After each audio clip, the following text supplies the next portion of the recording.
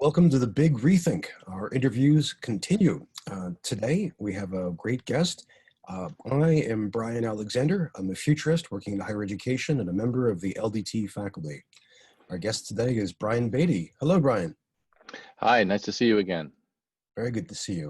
What's your current title and where on the surface of the earth have we found you? Yes, I am currently an associate professor in the Instructional Technologies graduate program at San Francisco State University, and I am actually located about 45 miles east of there in the hot delta of the San Joaquin River, where it joins the Sacramento. Fascinating. Well, I hope you stay cool today. And Andrea, welcome. Tell us who you are. Hello, I'm Andrea Cammack, and I'm a graduate student at Georgetown's Learning, Design, and Technology program, and a program coordinator at the School of Medicine also, and I'm in Washington, D.C. Well, we're really glad you could make it, and thank you for all of your help, Andrea. Well, to begin, we have a set of questions. These are the questions that we put to everybody, and these questions start at a pretty high level, and then they expand to an even higher level, and then they narrow down to some smaller details. As we go, the question you may anticipate in your answers some of the questions to come, and we'll take care of that. And if we have time at the end, we'll have room for maybe one or two other questions as well. But let's begin.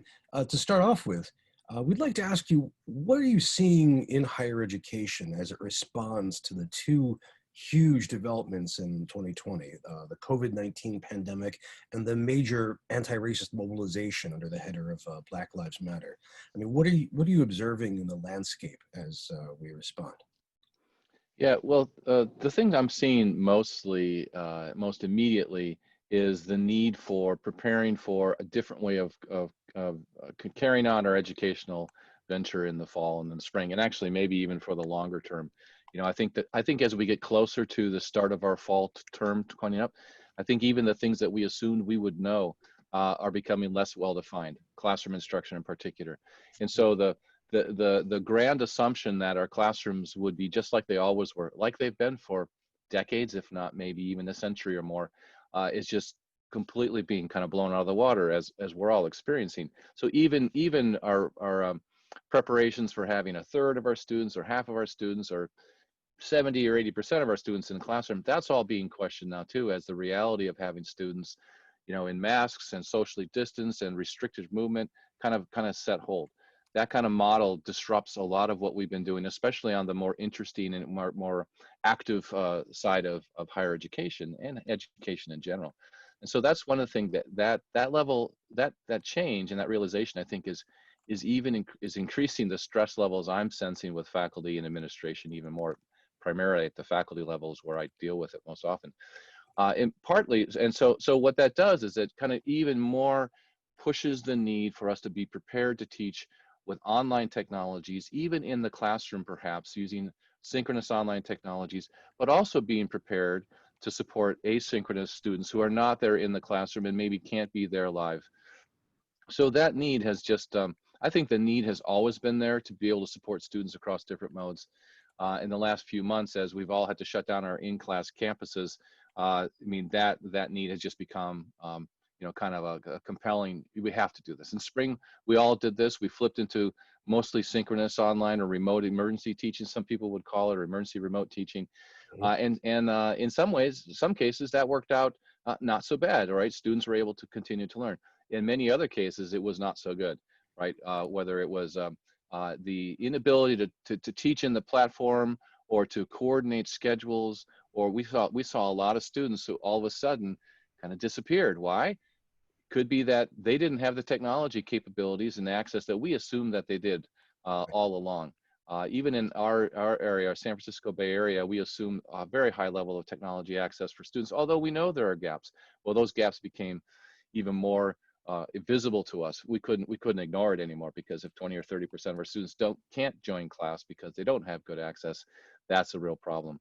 And it was even worse at the K-12 level out here. So that's forcing a change, and we need the fall even though it won't be like it used to be, it needs to be better than it was in the spring. So I've seen a lot of interest in kind of rethinking how we're doing this, coupled with understanding that this change is taking a lot of effort. There are a lot of costs involved. There are technology costs involved, but even more importantly is all the time cost there is for faculty and design teams to kind of rethink how we're developing courses so that what we're ready for in fall is going to be better than it was in spring. Probably not going to be ideal in many cases, although some folks will find that this is really good for their instruction. But when we look back on the spring and realize that was not something we would want to go through again, the design teams, and this is where our design teams are really important, is to rethink it so that let's prepare so that in the future we never have to do that again. We may have to flip back to fully online sometime this fall, even in areas where we think we're going to have a lot of classroom presence starting out. We will. But if we have to flip back, we'll be able to do that in a much more prepared way, right? It won't be such a shock. We're kind of expecting it, and we'll be ready for it. And I think that preparation will have kind of a long impact on what we're doing in higher ed, so that we'll be ready for that. And I think a lot of faculty and administrations in particular will be kind of taking seriously this idea of preparing for instructional continuity. On our campuses, we've had a lot of effort and work around business continuity on the business side. How do we keep our systems running and things like that? But on the academic side, I think almost nobody was paying attention to that. What do we do when we can't be on campus? Well, we just won't have class for a week, and then we'll all be back next week. No longer the case. So preparing for that, I think, it is one of the things that will help drive some long-term change. At least it has the opportunity to drive long-term change in how we're doing higher education here in the United States and probably in the West overall. Thank you. That's an incredibly rich set of ideas. Everything from changing how we do education to disrupting some of the interesting pedagogy to the cost of improvement. Thank you, Bryan. That's excellent. Then along those lines, as we observe and as we participate in making these changes, what metrics or what trends do you track and to understand these changes, or what trends or metrics should we be tracking? Yeah, well, we have there's a couple of ways I think that we're looking at this now. We already are on the kind of the metric track of trying to make sure that we're better serving our students and our communities when we're chartered to serve certain. I work in a California State University system, and we're a bachelor's and master's degree granting institution, generally a comprehensive university. And so our charge is really to kind of serve the public needs of California in providing degrees and providing people who can enter the workforce at an advanced level and things like that. And so for us, it's real important that when students come to us, we get them through, right? We help them meet their goals, but also the goals of kind of the society a larger on. And so those kinds of goals, the completion goals, are we attracting the right students? Are we serving the needs of students who need this education, who want this education, and come to us because they may not have a better choice. They may have other choices. Maybe we're right down the street, so that's the best choice for them.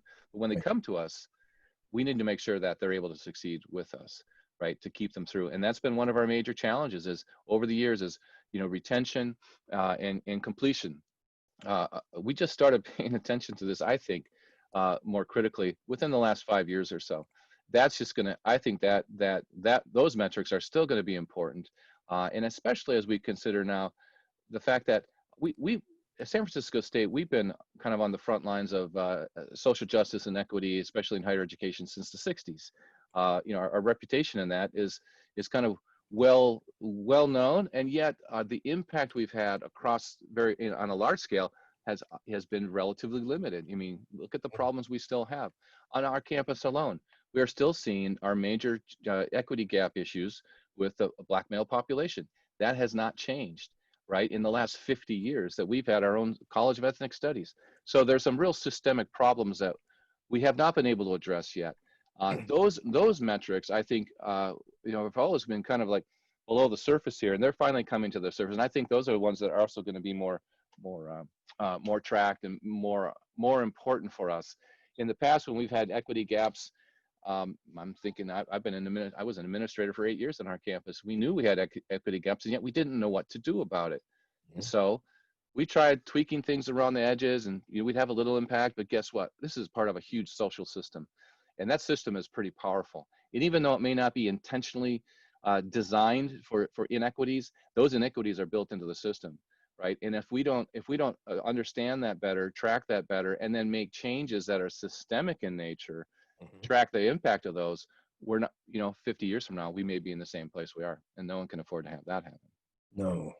No, that's a daunting prospect. Thank you. That says a lot. We have we have a whole bunch of questions, and you've started getting at some of them. We want to look ahead a bit, maybe not 50 years, maybe 50 years. Wondering, what do you think of the longer term changes to either San Francisco State or to the broader higher education ecosystem as a whole? I mean, for example, you mentioned preparing for a different way of doing education. And is that going to be long term? Is high flex, for example, going to be the kind of median way we teach? You also mentioned that we'll be better prepared for instructional continuity. I mean, are those some of the changes, or are there other changes we should look for?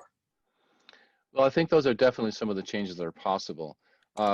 On our campus, and actually, especially pre-COVID time, when I talked to folks about HyFlex, I got a lot of questions. Well, how does this actually work? Isn't this creating just a horrible environment for everybody? Why would we ever want to do this? And I saw a lot of parallels between that question and the question we used to get about distance education, right, or online learning. All right, over the last couple of decades, we've had that question a lot. You can't teach this online. How could you possibly teach this online? I can't teach this online. I would never offer an online class, et cetera, et cetera. We've seen, lots of data, lots of research, lots of experiences, many stories about how it actually can work if you take the perspective of, well, let's design it to make so that it works, and let's carry out that plan, and then let's make it an adaptable environment. So in HyFlex, it's really the same way. We can teach this way effectively, and we have been doing it for a long time. And yet it takes an intentional focus on designing an environment that would work, and then carrying that out, implement it with the resources that are needed, the technology tools in some cases, but also just the time, the skills, and the interest of the faculty to make it work better. So I think what we're seeing now is that this groundswell of movement towards approaches like this that combine multiple modes. We may not call it HyFlex, but essentially multi-mode teaching. The one that doesn't necessarily have a lot of student choice built into it right now, but in the future, as we kind of figure out that actually we can teach this way, we do have some technologies that support this, and actually we don't need to have the super high-end gold standard kind of HyFlex course to work well, to work effectively. Maybe a more minimalist approach in many cases actually works fine, and that realization, I think, will be pretty broad.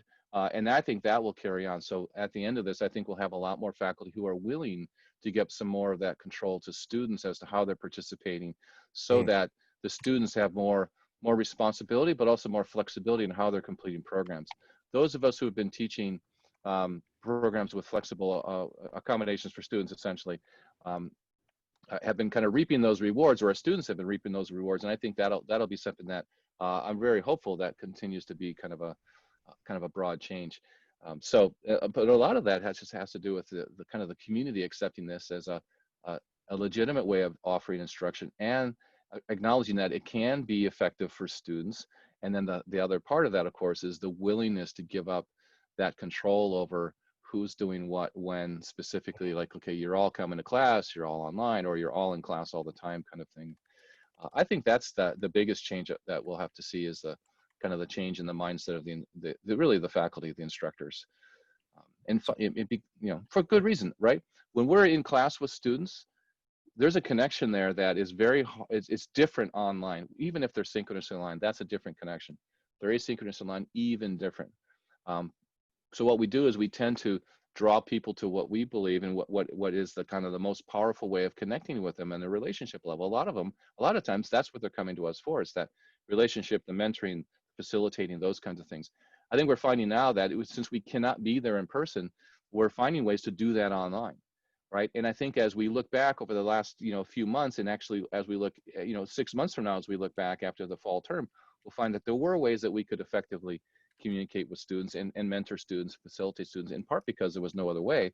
But in the future, it might be because it's the choice of the student, or it's because we're attracting students who can't be here, right? Yeah. Or those kinds of things. And so we will have more of a kind of a better toolkit to, and the experiences, the shared experiences in our community to make make that kind of a long-term opportunity.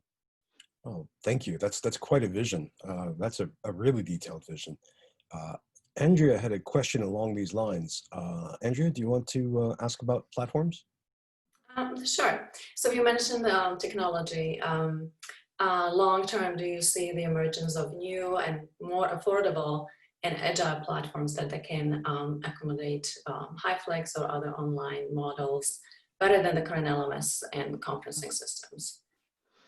Yes, I think that's inevitable. I do think that the current systems we have, well, it's hard to know exactly what we need based on all our experience of what we're using right now. You know, we can see some gaps in what we have, but our basic learning management system tools and our web conference tools allow for the basic connections that we need to make this work. Why? We're using those tools now, and we're making those connections, and we're conducting this effectively. However, could it be better? Of course it could. When I talk to technology companies or you know, vendors about certain things, I always let them know that, you know, this tool may be set up for a classroom environment or an asynchronous only environment. I let them know, hey, look, you should be thinking about applications that can cross over all these boundaries of participation modes, because that's kind of where a lot of us are moving. And especially now, we're all headed towards that. So even our synchronous connection tools have to do a better job of supporting the ability for asynchronous students to get some value from this experience. Or in-class students as well. Make it easier for faculty to use these web conferencing tools while they're actually teaching in a classroom. And really all of those tool sets. The classroom tool sets that are used like for active learning classrooms, smart boards and things like that. That technology needs to be better to support also synchronous connections online, as well as, you know, some sort of a capturing in some meaningful ways for asynchronous students, you know, ways that I can't fully envision right now. But that push towards, rather than a single mode, like a single mode of instruction, it's not been part of my vernacular for a while. And I think that's going to be part of the change. But we also need technology tools that support multiple modes of instruction and learning at the same time, not just kind of the single mode. Hey, this is designed just for your classroom environment.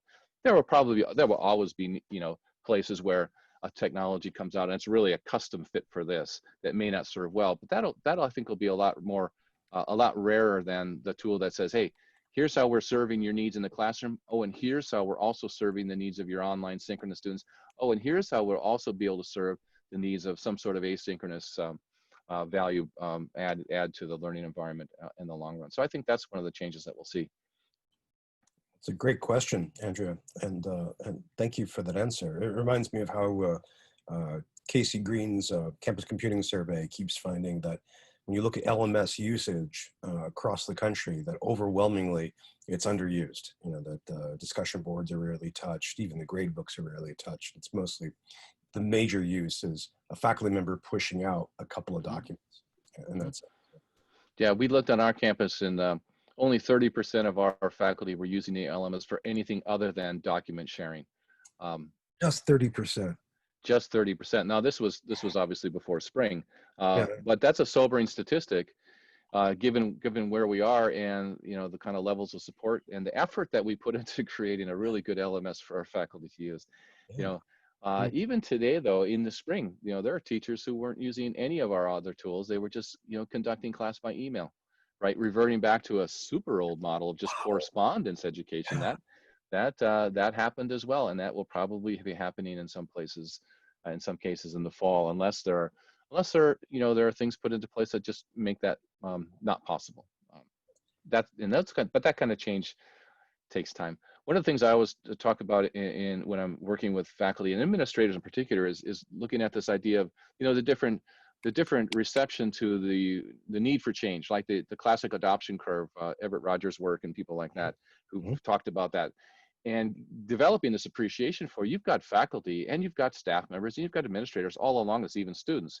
And so it's important to make sure that the messaging that we're using about doing things differently, considering different approaches, is kind of tailored in some ways to those various groups, and the appreciation that the fact that they listen to each other and their own peer groups more than they'll ever listen to someone coming from outside, is looking for ways that we can kind of leverage those relationships within the faculty community. I'm thinking mostly of faculty as being the kind of the linchpin for this, to make those connections at the right time, you know, with the right resources, so that they can kind of percolate, and which requires some time time we sometimes have, sometimes we sometimes don't have enough of, to help that kind of that change proceed in a way that doesn't try to just blast out and say, okay, we are all no longer thinking this way. We are all now thinking this way. Because that message is just, in a social system like ours, a strong social system like ours, that's a non-starter really. And that's why actually you see that in the press these days. Administration says this, faculty pushing back, no way, we can't do that. That you can do it. You can make change a lot better than that. You can. Thank you. Well, let's reach the biggest possible question we have for you today, which is to go a little bit further and think, okay, all these trends that we've just been talking about, changing multimode learning and changing how we teach in all kinds of ways.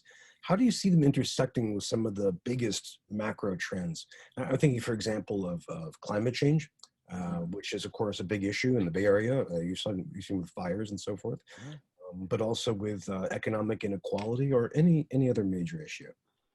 Yeah, I think one of the things that we're suffering from are so many ways where we have been doing things one way, and we have developed systems that support certain behaviors and performances and things like that, and ways of thinking about things.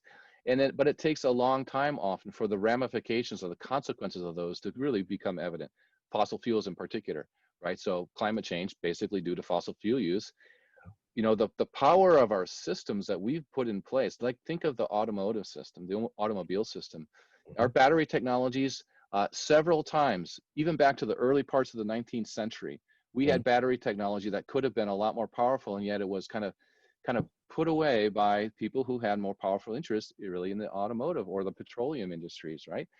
In the 1970s as well, right? So finally, I think we're seeing over the last decade or so, the possibility and the likelihood that part of our system change, but that's been 100 years of delays and delays and delays. And so now we have those consequences. So appreciating the fact that the system that was put in place that led us here has been long entrenched, and it's going to take some really dedicated effort and systematic effort to change that, not just on the market side, but also on the political side, right? Also on the social side, the messaging in the communities. And so there's a need for a multifaceted effort for change in all these areas. On the racism issue, same thing. That is really, quite honestly, that's been around forever, all right? And it's going to take a lot of concerted effort for our society to make some real change, and yet it's certainly possible to make that change. I was in South Africa a number of years ago, and I was talking to a young person there. And this is just, kind of still living through the changing from the apartheid regimes there and all those structures. And she said, I just don't know why people can't get along. And this is, I don't know, maybe it was 10 years after much of that happened, with the blacks and the browns and the whites, et cetera. And I said, look, we've been struggling with this in our country, since the 60s for a longer time than that. Actually, since the 1800s, but even the 60s. I said, we are still struggling with this. You're going to have to be willing to look at this at the long term, but also be aware that this kind of change takes a lot of time, and it's not just a simple thing of changing some laws and changing kind of some of the economic structures. Everything has to be able to shift towards this. So that's what I think that we're trying to suit. So part of that and how it relates to higher education is part of it is access to kind of the inner workings of the system, or kind of the best value that we can provide. And for many of us, it's been through higher education that we've been able to kind of move ourselves into different directions. I wanted a career like this, or I wanted to be able to make money like this. And oftentimes higher education is kind of the gateway to that. In too many ways, we've kind of held back the controls over higher education and access to higher education, so that even when we gave access to students who were coming from a disadvantaged background, it may not be the same, quite honestly, as the access that other people are granted, because they're kind of have been from the insider realm as well. You're a multi-generational higher education family. Well, you know how the system works differently than other people. How do we break down that kind of inequity? That's kind of a really important question. So in my perspective, part of it is access to the actual courses. And so when I look at the course level, if I can help people think differently, so people around really, no matter what their situation in their life, they have access to the class. They don't have to be here on campus at my school. on my street necessarily. They can do it from home, or they can do it at a different time during the week that's appropriate for them. They could, and so it's just, I think it's a little bit moving towards that expanding access in some very important ways to students. And I think that, and unless an institution decides to take advantage of that and actually market differently for their programs and to different student populations, and let them know, not only is it available to you, but we will support you in learning how to learn this way, or to give you help with the technology you need to legitimately participate as an online student. Oh, and by the way, you're invited to campus too. So there's some things that you may want to be here for, those kinds of things. We don't get there without that kind of institutional support. It's one thing for a faculty to open up access to their particular course, but if it's the only course that provides that access in a program, it's not going to attract, students in any meaningful way to a program. If a program makes that decision, that's wonderful. And yet without the extra support, they still might not be able to give students the legitimate ability to participate remotely. That's where the institution has to come in here, because typically institutional resources, can be marshaled that most of our programs, departments, and especially individual courses just have no access to. So individual faculty changing the way they teach in order to expand access and participation, and that has to scale up to the program level, and then that needs support, which is where the institutional level comes in. Right. That's really elegantly phrased. Right. I'll also say, let me add one more to that. I think there are there are issues with systemic racism within the higher education system that I do not fully understand. I am not aware of many of the ways that I teach that have implicit bias kind of built into them just because of the way it works. And for me, as a faculty member over several decades here, coming from my background, I need to know what I need to be doing differently. I need to know what we need to be doing differently in our department and in our program, and then institutionally the same thing. I think that's we've been talking about it a lot, but for most of us, if it's not in our face, you know what? There are other things that have always been taking my attention rather than that. I need to spend more time focused on that, and I need my institution at different levels to help me make that shift. So it's not just me trying to make that shift. It's got to have to be all of us agreeing together that we need to make this shift, and that's kind of the way I think we're going to have to find ways to succeed with that. I wonder how to sustain that. But no, that's a great addition. Thank you, Bryan. You mentioned before some details about the spring transformation, which is just truly amazing, and the fact that we were able to do this in March is one of the reasons behind this class, the Big Rethink. Now, I'm just curious if you could say more about what do you think COVID-19 and Black Lives Matter have revealed about higher education? And what has been introduced into the popular discourse of higher ed, into the popular awareness because of these extraordinary developments? Yeah, well, I think some of the things that we're seeing is that I think it's really clear how much we've relied on the kind of the face-to-face learning environment in education in general, for good reasons. I mean, we have a system built up around that. Why is the system there? Well, we had the needs that shaped it. Those needs haven't gone away. Those needs are still legitimate, but yet we find a context factor now that prevents us from doing almost anything the way we used to do it. And so we're going to have to acknowledge those needs and find other ways to meet those needs. And so that's an important thing. And I think one of the things with COVID-19, I think it's shown us even more strongly how that face-to-face social environment has become so critical to the way we've designed our system. So we have to kind of rethink on, what are we doing there, and how can we do that differently and still meet those legitimate needs? There are a lot of institutions I talk about, and one of the reasons many of them are pushing to have students back on campus, even in the midst of the kind of the COVID situation we have around the country, is because they need the fill in your name here experience. We have to be able to provide students whatever name it is, even San Francisco State, the San Francisco State experience. And for many of us, we only know how to do that in the classroom and on campus in those environments. Well, we're going to have to be rethinking about that, maybe raise it up a level. What does that experience really mean? And what does it mean when we can't do the way we used to do it? How can we do that differently? And I think that kind of realization of that has been challenging to many. It's forcing them to kind of rethink well, what is this experience about? What is it really about? Is it really it's only this face-to-face kind of thing, or what does that face-to-face thing help us accomplish, and how do we accomplish that in some other ways?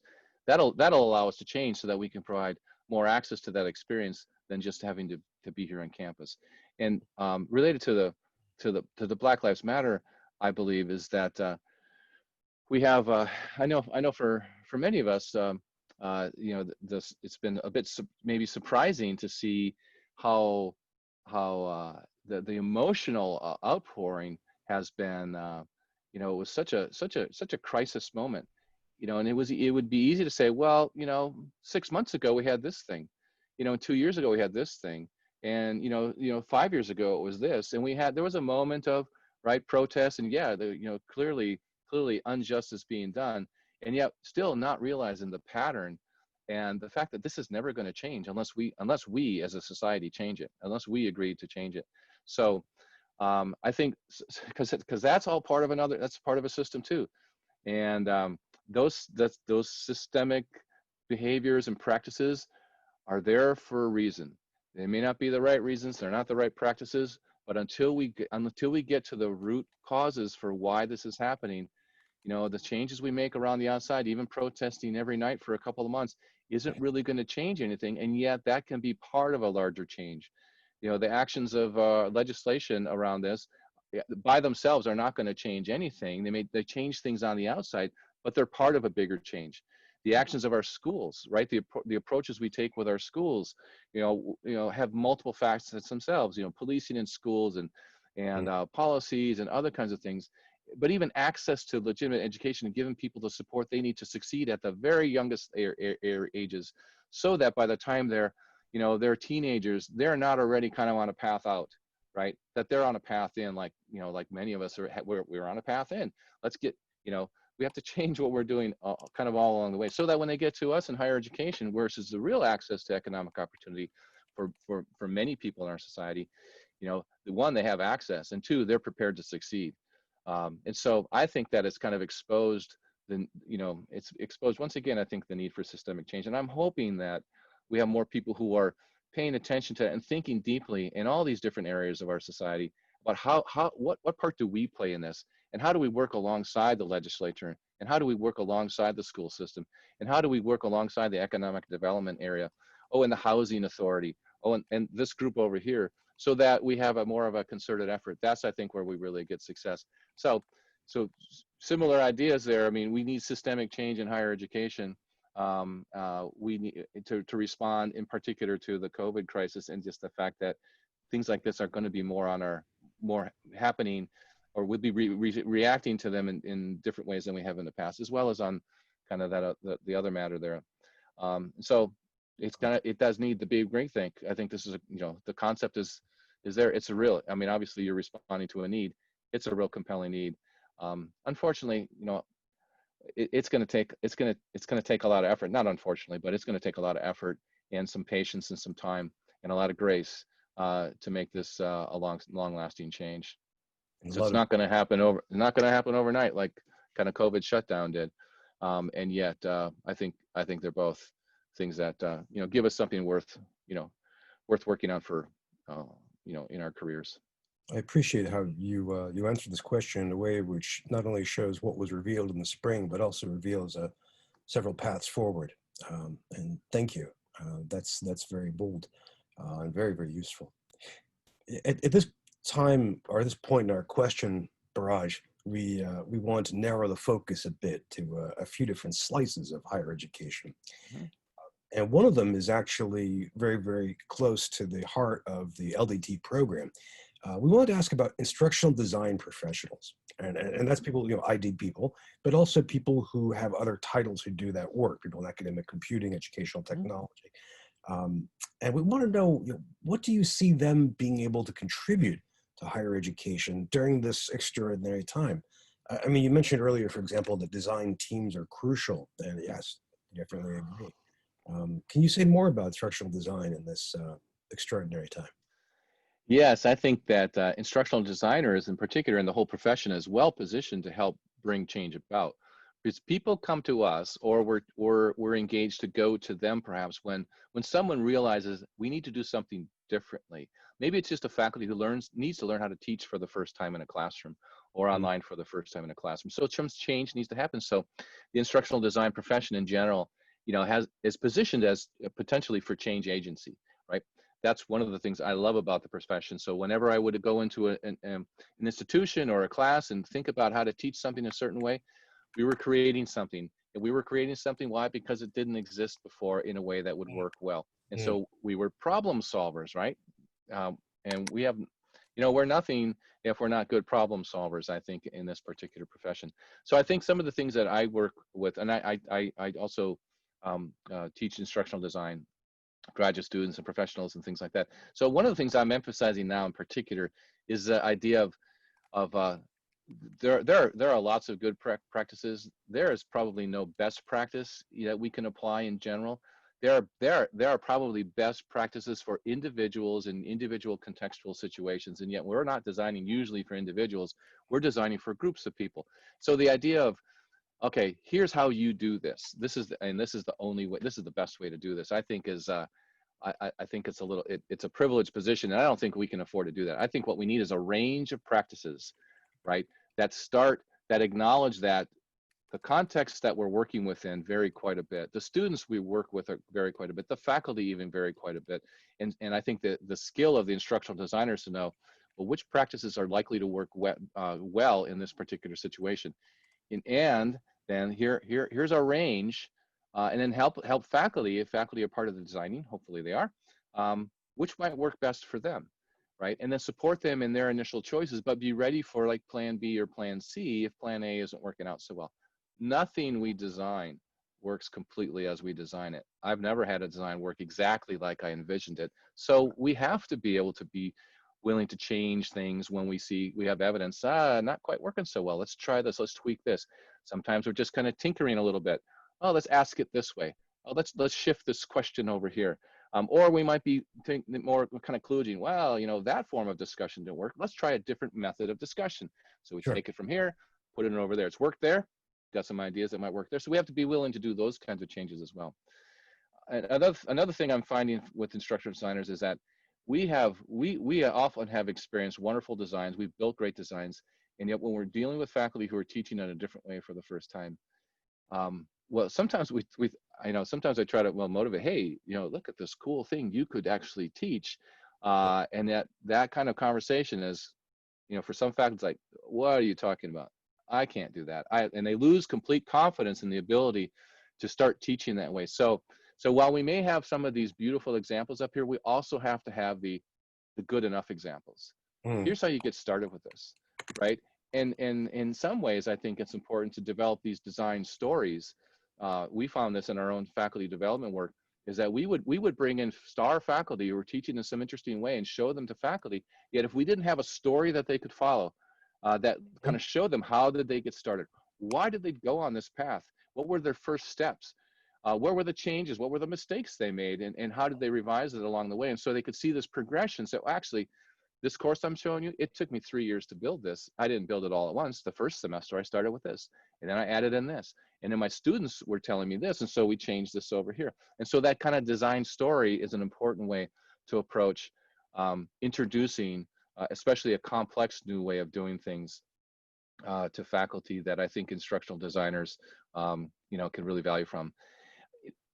I think one of the big challenges, there's a lot of work in higher education right now, as you well know. There are a lot of institutions who see the need for instructional design support, where their own lack of investment in that is like being super exposed right now, because their faculty are saying, hey, I'll teach this way, you need to help me learn how to teach that way, and maybe you can help me build some stuff, or at least give me a template I can follow. And if they don't have those resources now, they're realizing, okay, we got to take this seriously, because we're asking for a lot of design work here, and if we don't have some design resources. So anyway, there's a lot of work available right now in higher education instructional design.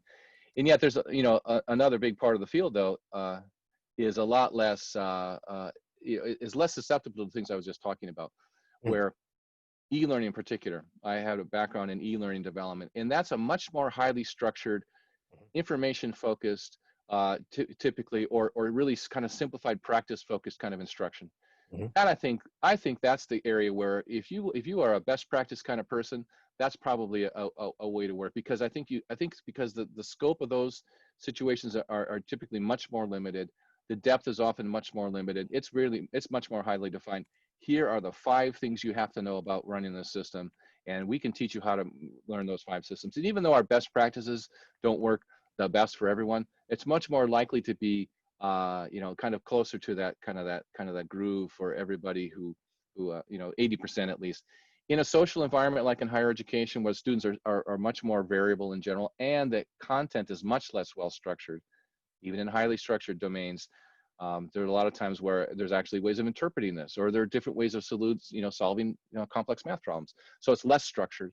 That's where I think we need more variability and the willingness to say, okay, let's think about a couple ways of doing this. And even with faculty, right? When we talk about them with assessment, how do students show you that they know something, and helping them to understand, well, there are other ways to reveal or kind of show this understanding. It doesn't necessarily have to always be this way.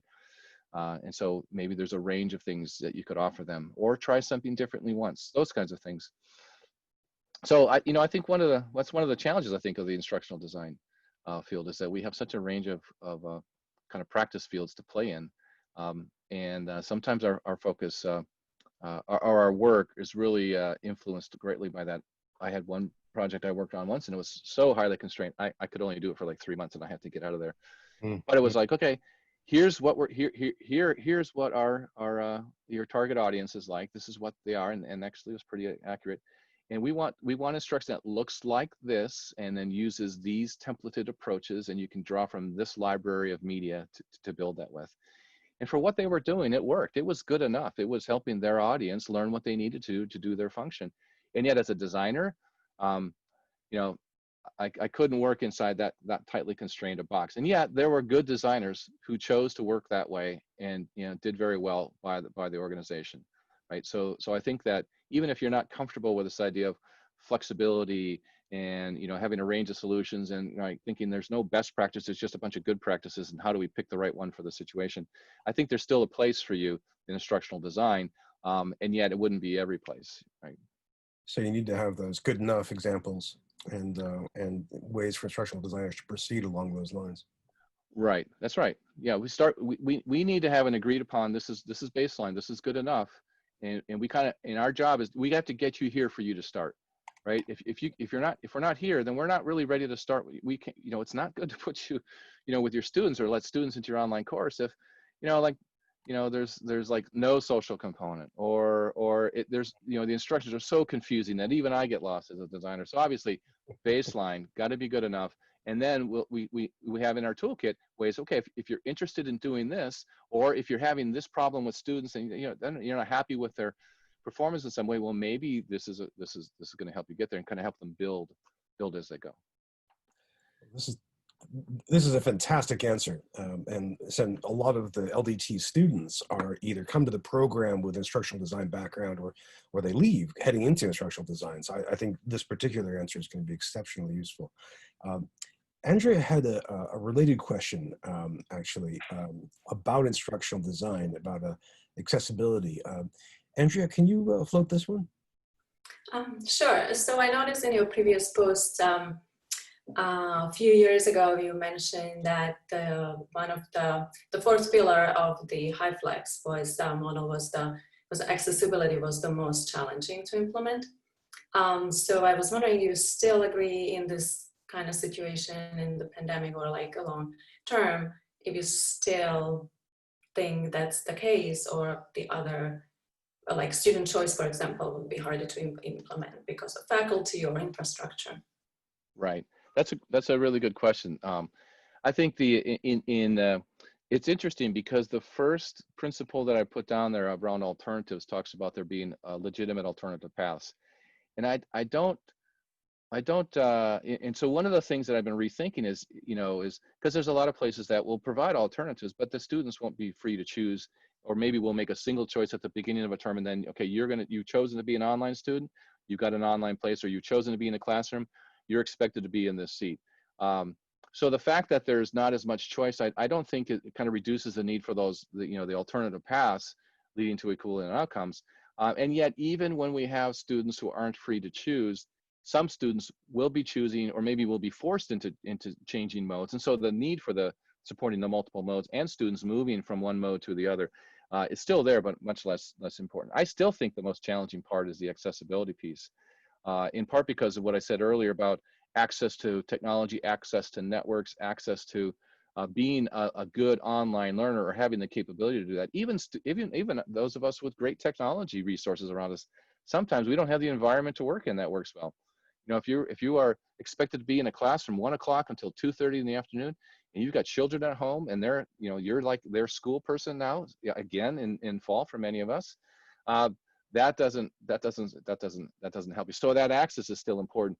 And I think one of the things that I found is that my willingness to put a lot of effort into create accessible content, you know, meeting the Section 508 of the Rehabilitation Act kind of requirements. It's like, I'm just thinking even captioning videos.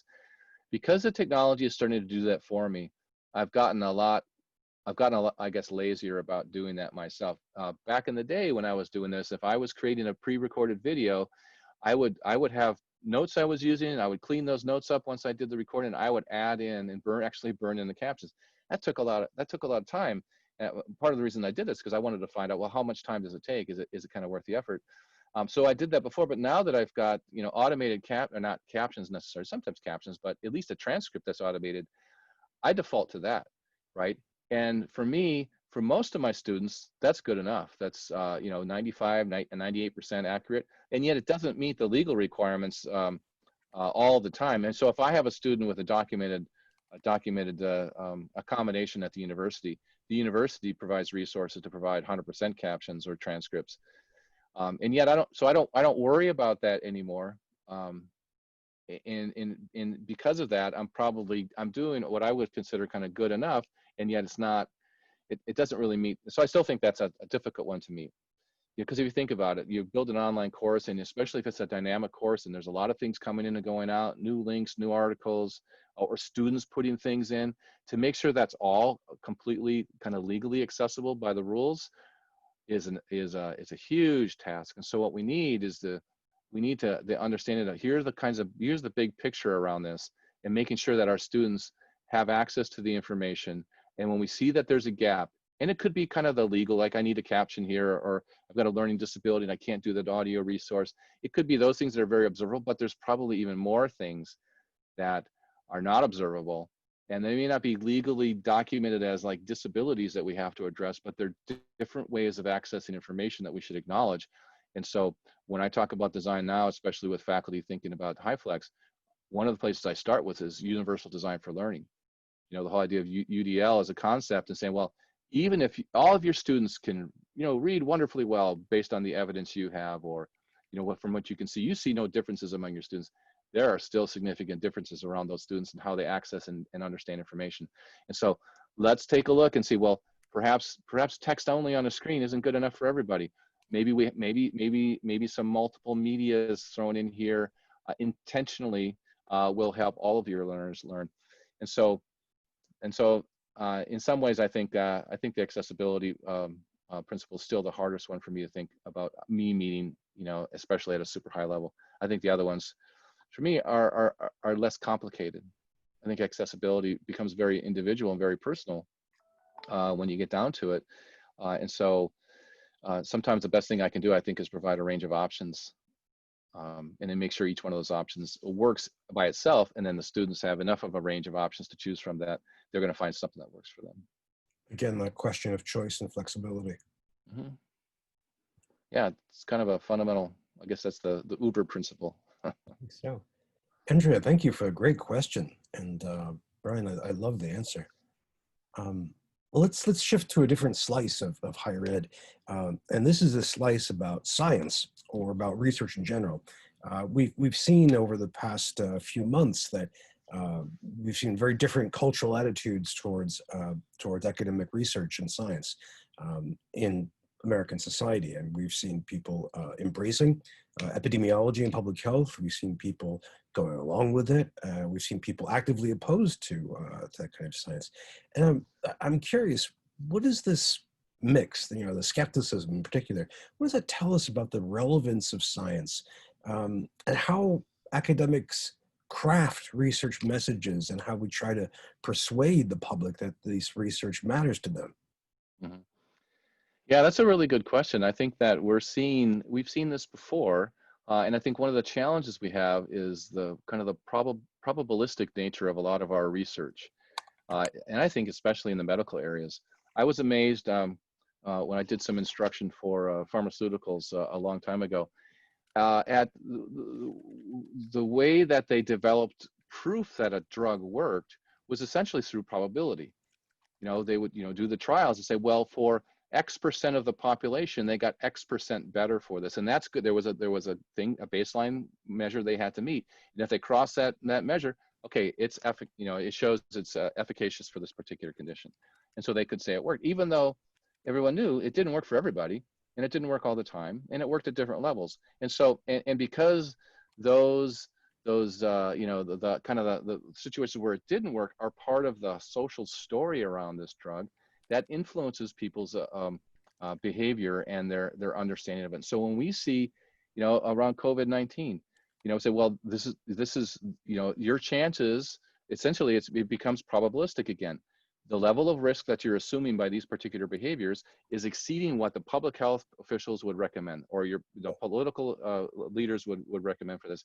And so so then we put on these, the kind of the controls, and yet all these people have all their individual stories. Say, well, I went to a group like that, I didn't get sick, or I see my neighbors do it, they're not getting sick. Well, why do I have to listen to this? So I think the challenge partly is the science tells us it's really about probability.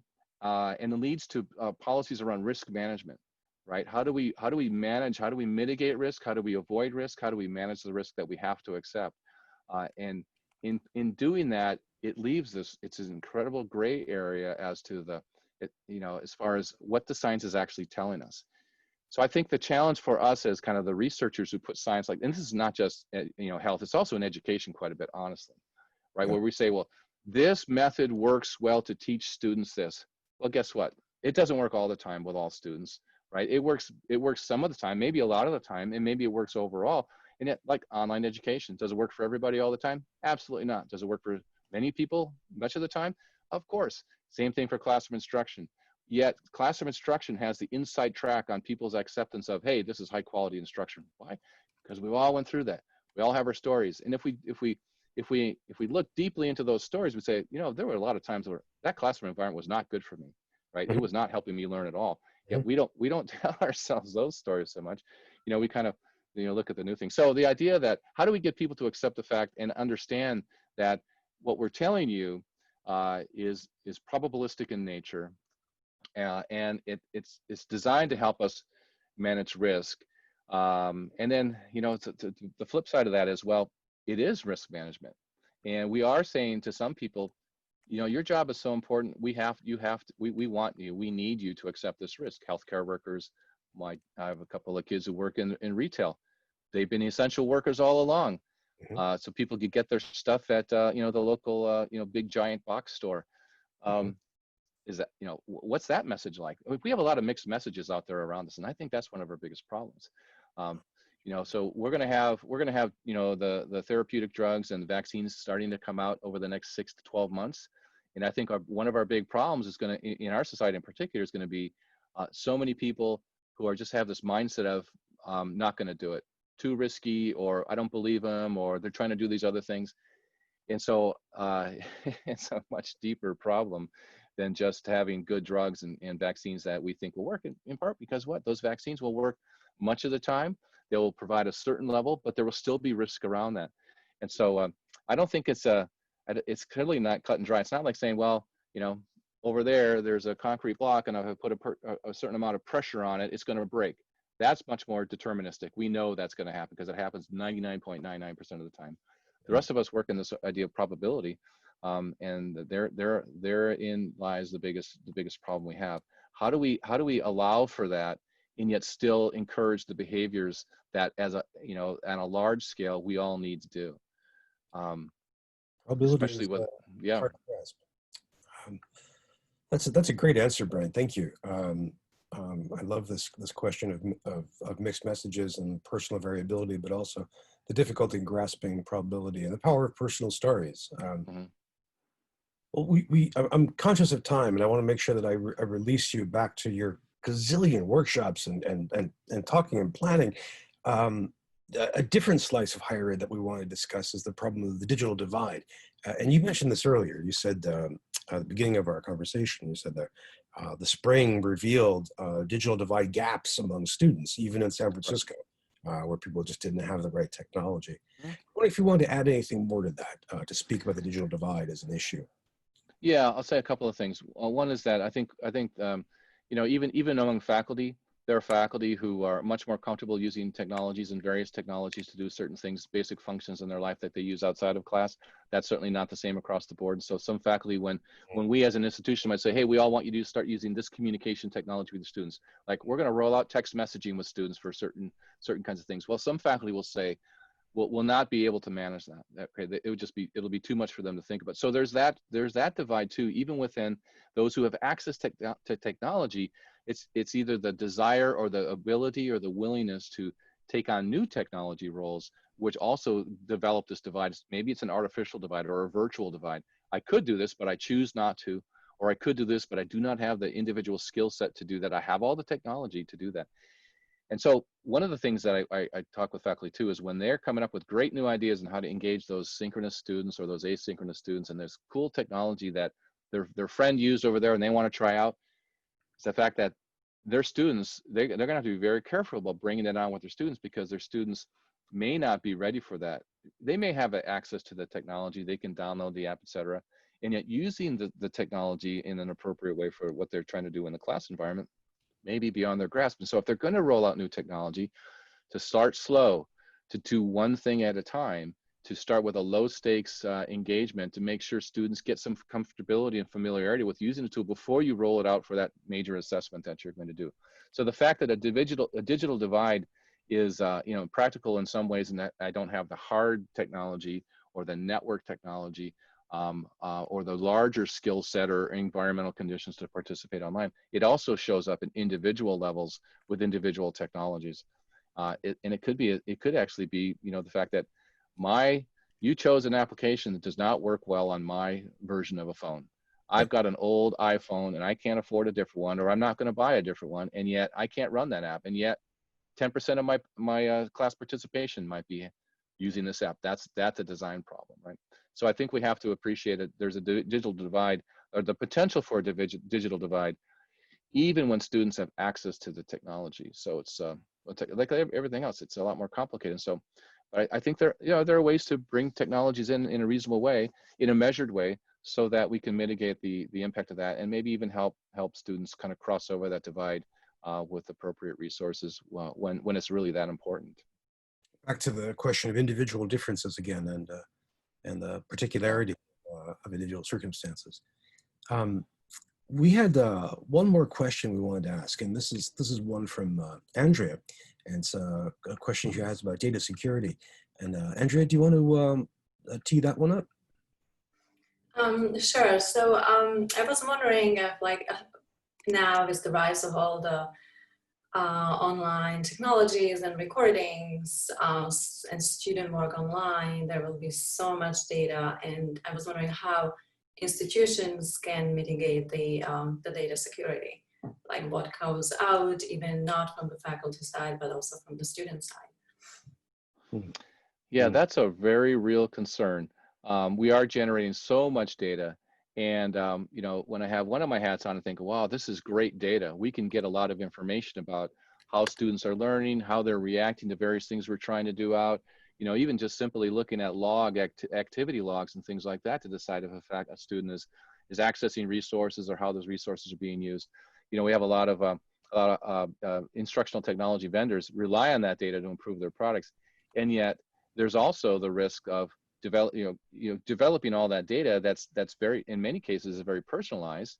You know, it's got a login attached to it. It's got names and voices in there, maybe even images that we have a responsibility to protect. And so I find that as a faculty member, it's really hard for me to worry about that and teach effectively.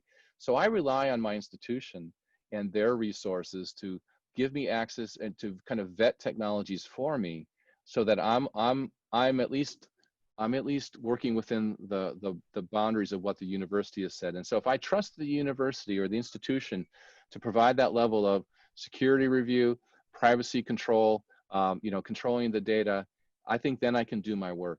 What the challenge happens is when I want to use a technology that's outside of the university, kind of their firewall, or maybe it's something I'm doing individually. I'm buying access to this app for my students to use, and I'm telling my students that, hey, we're going to use this app for exchange. Then it's on me to make sure that I'm not exposing students to unnecessary risk or unwarranted risk or unknown risk, really, with privacy and security. And so I'm very reluctant to do that.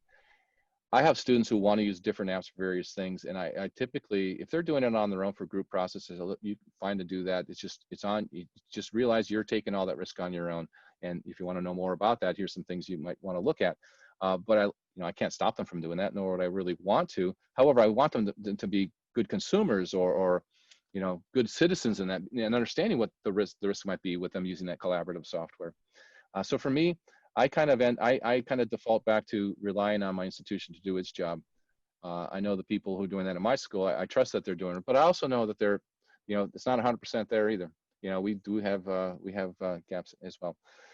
So that's kind of where I come down to it. I mean, if we couldn't accept any risk in this area, well, it'd be a pretty dry, unsocial experience for us in our technology years. And actually, maybe that's one of the reasons why the classroom instruction kind of has a special place for us, because in there, within the walls, if nothing's being recorded, typically that stuff stays within the walls, and it's in the memories of the people who are there, obviously, but it doesn't have that traceable kind of the record.